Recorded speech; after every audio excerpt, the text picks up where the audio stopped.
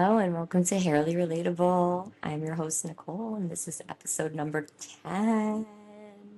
How exciting! How did we get to episode number 10? We had to go through 1 through 9 first, but we are back at Beautiful Revenge Salon in Westwood, New Jersey, and I am coming to you from the facial room and my added aesthetics, my shrubbery, back making an appearance. So, I'm your host, Nicole, and again, the things that I talk about here don't necessarily reflect the views and policies of Beautiful Revenge Salon that I work at in Westwood, New Jersey. So, with that said, we are going to talk about love because it's February and it's cold here in Jersey and it snowed today and Valentine's Day's coming up soon.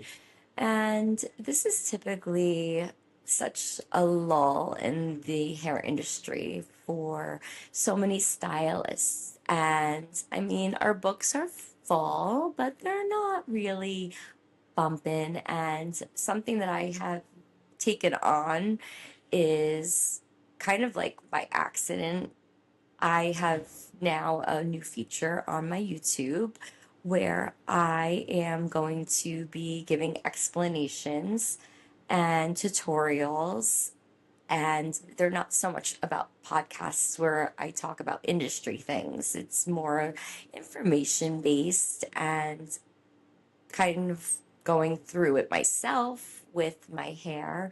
I'm going to be explaining how to go from a dark color like I have to a lighter color. And that's going to be a new feature coming up on my YouTube channel. So it's super exciting and kind of rolled into it. But again, with me editing all these podcasts and making reels, it's nice to get a new form of content out there.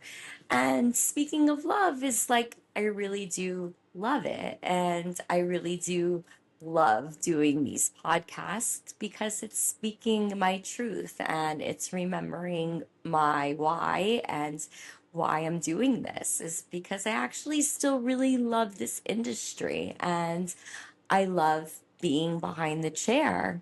And I also have this downtime now and this lull in February, and it's cold out and it's filling my time but still being relatable to what I do. And it's also giving me ideas and that connection point for when my clients do come in. And it's something to talk about because I'm keeping myself busy and active within the realm of this industry and keeping that love for what I do active, always active, is something that I think a lot of stylists and maybe even a lot of people in their jobs don't hit that activate button when they're not busy. And I'm not saying that you should be 100% on always. Some of us are, and some of us love our jobs so much that they can't ever disconnect. And that's not healthy either because let's face it, we have to take a vacation. We have to check the hell out sometimes, right? That's healthy. But I feel like when I'm here and I'm at work, I'm could be scrolling on my phone, but I'm scrolling through hair and I'm scrolling through things that are industry related and I'm learning and I'm absorbing and it's making me a better stylist in that time. So definitely relaying that whole like love and passion that I really do thrive on and I really want to relay back to my clients behind the chair. So with that said, it's also very, very saturated in our industry with people who love it so much that they're out there also trying to sell you a lot of things. And I see this a lot, and I see this a lot online. And there's definitely a lot that I need to learn coming in as a GenX stylist too, because back when I started, there was not this accessibility to online sales. And I'm going to throw something out there that there was more of like this buy my product sales. And I don't know if you all know where I'm going to go with this, but it wasn't limited to just hairstylists. And people were coming at you with more of a product to sell. And it would be join my team and sell my product. Okay. And you would make some commission based off of that. So it's nothing that I've ever done or tried because I didn't believe in that.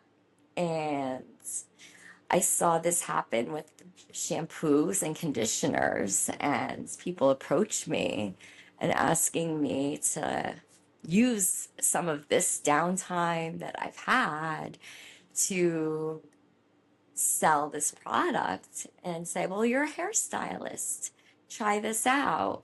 This is great because you can sell this to your clients. And I said, I'm not selling anything to my clients that I don't believe in, or a product that I don't stand for or stand by. And well, first of all, I'm a licensed professional, and second of all, you're not.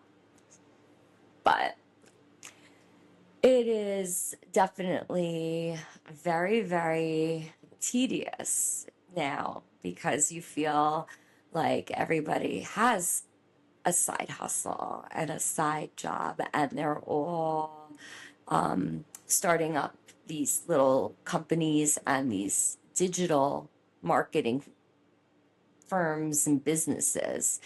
And especially as a hairstylist too now, you're seeing a lot of licensed professionals start selling courses, and these digital online marketing platforms, how to scale your salon. And a lot of it is geared toward ownership, and some of it is geared towards stylist, how to be a six-figure stylist. And the reality checkpoint of all of this is bullshit.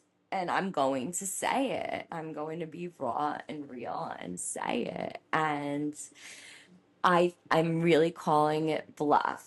And this is coming from a place of love. Listen, it is an overly saturated market right now. And I am going to take my glasses off for this one because it's glaring. It is confusing our clients. It is confusing our consumers. And it's confusing our owners. It's confusing us, me, myself as a stylist who also wants to step into the next level. Why? Because I love this industry. Genuinely, I love this industry. And I want to genuinely help people. So I do want to sell them shampoo and conditioners and products, but I want to do it because I believe in them and not because I'm literally trying to create more commissions. Yeah, we're right. We're about making a living, but we're talking more about love and passion and doing the right thing.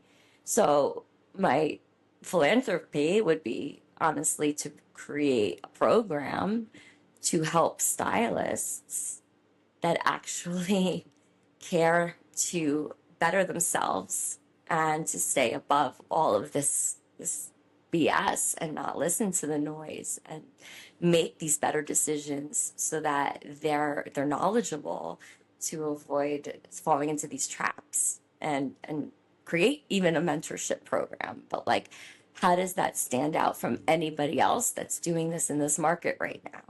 Because I would be coming from, I know, a genuine place. But how does anybody who's on a Google search engine know that? So that's really, really what's happening right now is in this oversaturated market. Is like even if somebody like myself who's putting themselves out there so wholeheartedly and saying like, here, I'm here to help somebody, or like I really want to get into it and like learn more. Who am I learning this from? Are they just really putting it out there? Do they love this industry? Do they love their clients? And do they love other hairstylists as much as I do?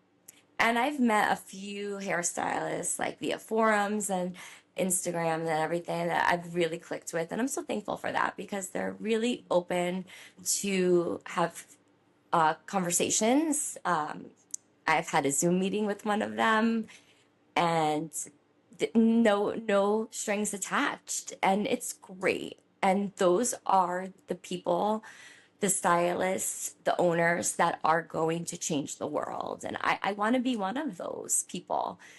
So there are some people and stylists out there, owners that have that love and passion. And I'm learning, I'm getting it. And I am one, and I really, really am putting it out there to attract them and that tribe and just keep going because it is coming. And that is my also goals coming up is to start mentoring and put it out there to get some programs going that I can help stylists really come out of hair school or even come out of their lull of this cold winter dark season that we're in right now, and they're saying, oh, I hit a wall, I don't know what to do or where I'm going. And you say you have to pull it out of what's in here, right? When you have these moments and it's downtime and you're sitting there waiting for your client instead of checking your watch and what time is it and waiting around, be proactive. Start something, think of a new idea, because that's the only way that you're going to really, really start to get your passion and your love back and start to thrive again. Definitely have to put the feelers out and be aware, stylists and clients alike. Just keep your heads out of the clouds and be aware of what you're buying, a reputable product, do your research on it, who you're buying from, and just stay knowledgeable and on top of it, and know if at the end of the day, if it is a generated product through a third party that is there, who you're getting it from can stand behind it 110%. Or is it just something that is going to pay the bills for the month? So we all are in it to make a living. And I get that because, you gotta use your skills to pay the bills. And it's the reality of it, right?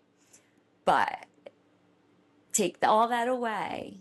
And what I actually wrote down saying for this episode, I'm going to pull out my notes. Episode number 10. I started it off by saying, do what you love and you'll never work another day in your life. So with that said, I still love what I do so much, and sky's the limit. I'm still going to keep going, and I'm going to keep reinventing myself for the love and the passion and the integrity of being a hairstylist. So that's it.